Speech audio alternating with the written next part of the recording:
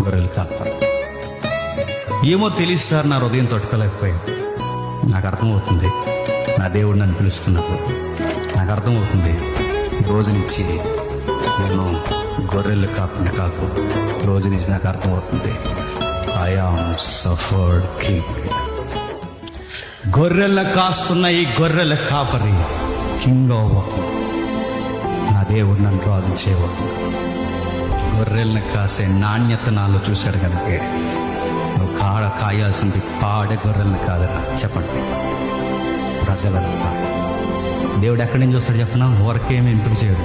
నువ్వు చిన్న పనికి దొంగ పనులు చేస్తూ దొంగెత్తుగా లేస్తూ తిరిగి అనుకో, ఈ దొంగ ఏదో పనికి ఉపయోగపడ్డా దేవుడు అనుకుంటాడు. నువ్వు చిన్న పనిలో కూడా నమ్మకం ఉంటే వీడు ఉండాల్సింది చెప్పండి ఇక్కడ కాదు. వీడు ఉండాల్సింది గొర్రెల కాపరి దగ్గర కాదు. వీడు ఉండాల్సింది గొర్రెల వెనకాల కాదు. వీడు మేపాల్సింది గొర్రెల్ని కాదు, ప్రజలు. నాయకుడు వీడు. నాయకత్వం ఎరిగిన వాడు ఇట్టివాడు ప్రజలకు నాయకుడు ఉండాలి. ఎందుకంటే ప్రజలను ముందు నిలబెట్టి వాడి వెనకాల నిలబెట్టి ఫైట్ చూసేవాడు రాజు కాదు. ప్రజల్ని వెనకాల నిలబెట్టి యుద్ధంలోకి వాడు దిగిపోయాడు.